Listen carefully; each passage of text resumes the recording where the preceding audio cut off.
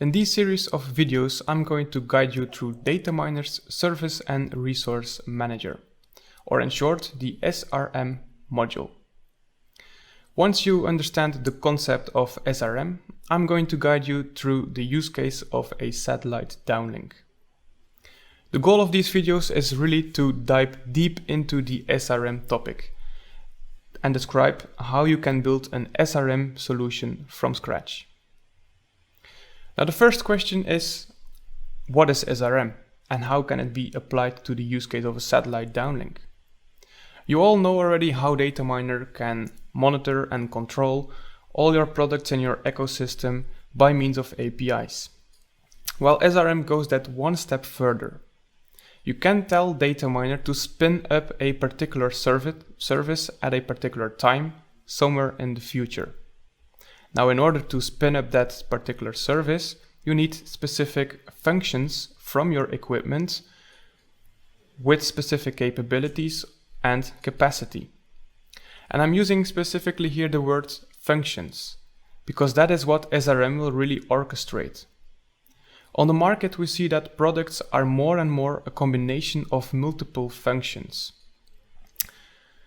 So it's very important that you use functions instead of the entire product. We'll see some examples in the use case of a satellite downlink, but thinking about more the cloud-based solutions such as cloud encoding, it's of key importance that SRM is using functions rather than the entire product.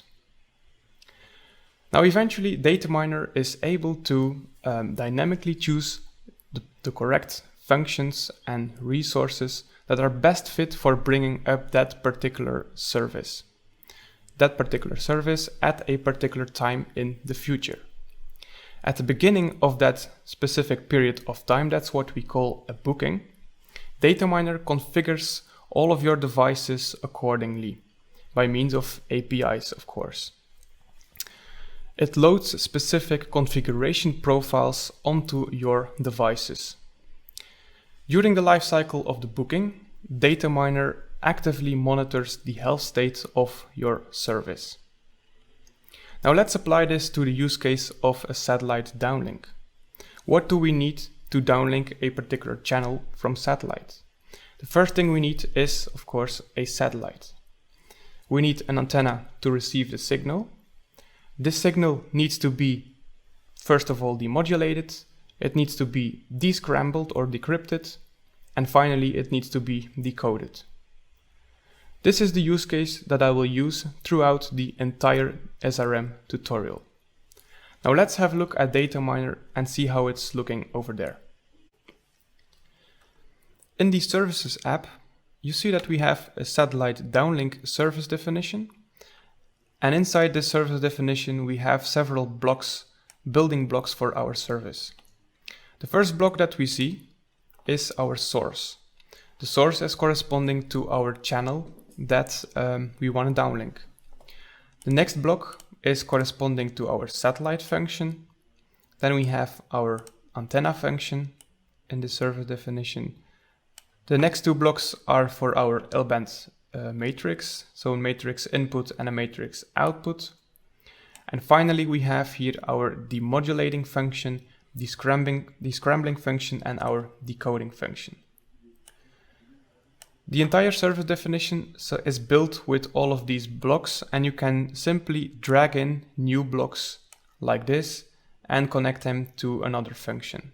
This is how we built our service definition. I will, of course, remove this block here now. Now let's go to the Bookings Manager application. On the Bookings Manager application, on the top we see a timeline on which we will see all our bookings that are running. And then on the bottom we see the table with the corresponding bookings accordingly. Now let's make a new booking in this demo. This is here a wizard that is starting and I need to enter some information. Of course, I will need to add the name of my booking. So I'll call it like this with the date of today.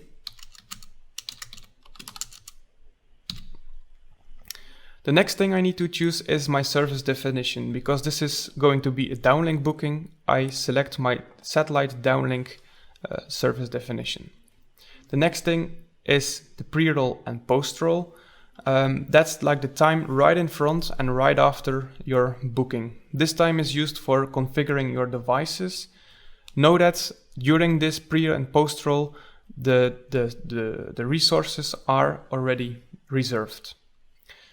And then I need to, of course, specify the start and end date and time. I will leave this here to the default for now. So let's hit next. Now I need to choose the site. We have in this demo 2 redundant sites from which we can downlink a channel. I have London and Paris. So let's pick Paris and hit next.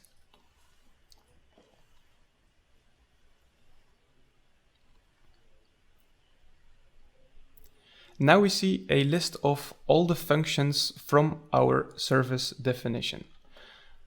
Just to show you, we had source, satellite, antenna, matrix input, and so on. If I go to the wizard, we see the exact same things over here. We have a source, satellite, antenna, matrix input, and so on, demodulating, decoding, etc. So the first block that we need to choose is our source. You see here a drop down with particular channels that are available. I entered them manually here in the system, but know that these channels could perfectly come from an external inventory. By choosing a particular channel here in this wizard, in the background, profiles are applied to all of these functions. And by applying a particular profile, DataMiner knows exactly which resources he can choose and with what capabilities and with enough capacity. So here I'm choosing Parse TV channel.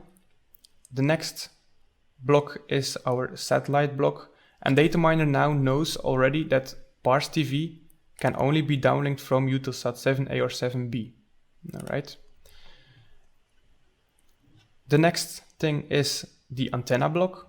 Again, DataMiner knows Eutelsat 7B can only be received from this fixed antenna in Paris, antenna 1. So this antenna has the capability of pointing to that particular satellite. So let's skip the matrix input and output and go immediately to the demodulating function, and we see that it's currently using a profile which is corresponding to the channel that was chosen earlier. And if I open this up, we see some more details. Because I chose Parse TV, all of this information is already filled inside the profile. So it's a horizontal polarization with this RF frequency, with this demodulating standard, and that symbol rate.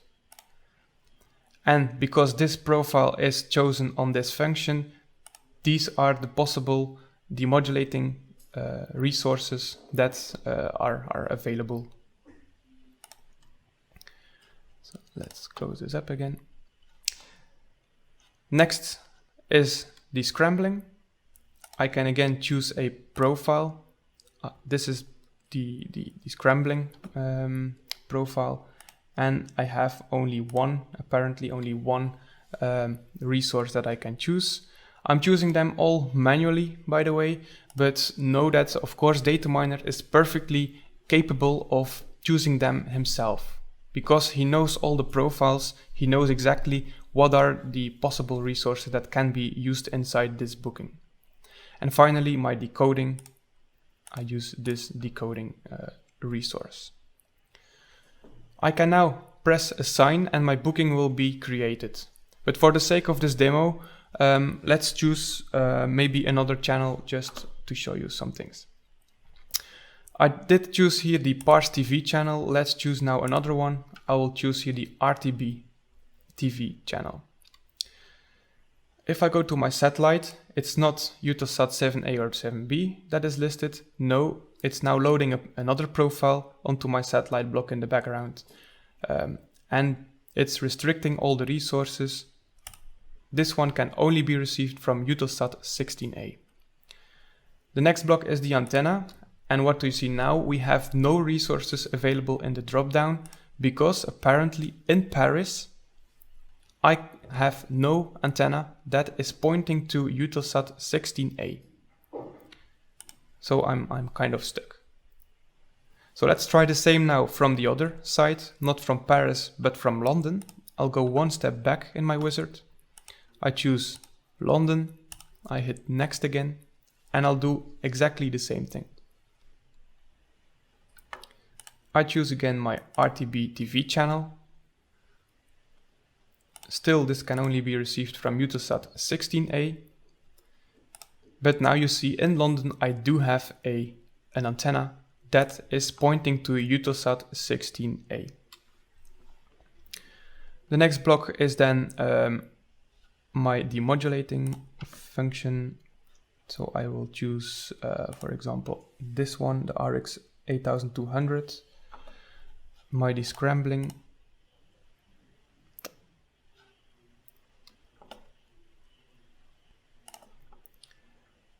I did skip the L-band matrix input and output. Just know that I don't need to choose this myself manually because I choose the antenna. I choose my demodulating function, so DataMiner perfectly knows which input and output should be used to interconnect them. All right. And now I would like to also show you something more about capabilities over here. We see that I have here 3 options for my demodulating function. Apparently RTBTV has a DVB-S2 capability. So these are all the resources that can demodulate DVB-S2 standards. So I have here a Novelsat and 2 RX 8200 demodulators. If I choose another one, like Sky UK News, you see immediately that this information is changing. So my profile is changing, and this one needs an NS3 modulation. And if I check my resources now, I don't see the RX 8200 resources anymore, only the Novelsat one. Apparently, only the Novelsat can demodulate NS3. So like this, you see by loading a profile onto a particular function, the resources are restricted. So let's configure this booking now completely and create it. I see that everything is filled. I hit the assign button. And now you see that I have here my booking in a particular color. This color is corresponding to a running state.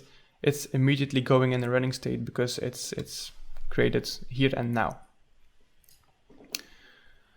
If I go to the surveyor, now you see that there is, let's collapse some things, there is here a service created in my system. And if I open this service, you see that all of my resources are inside. You see my satellite, you see my descrambling, decoding, demodulating function, and all of that. So you can perfectly monitor this service from here. And if I click it, it's just like any other service as you are used to already. And it has a nice visual overview. So from here, as soon as something goes wrong with any of your functions, any of your devices, you can immediately take the necessary actions. Also from here, you can nicely see that our descrambling function or the descrambling resource that was picked and the decoding resource are actually coming from the same product, from the same device, our RX 8200 receiver.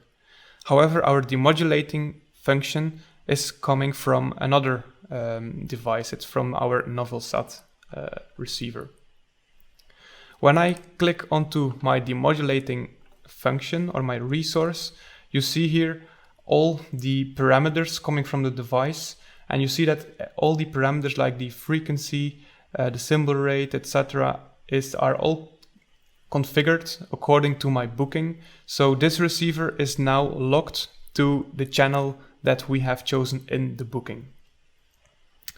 At the end of the life cycle of the booking, this service that I just showed you is going to be automatically removed from the system.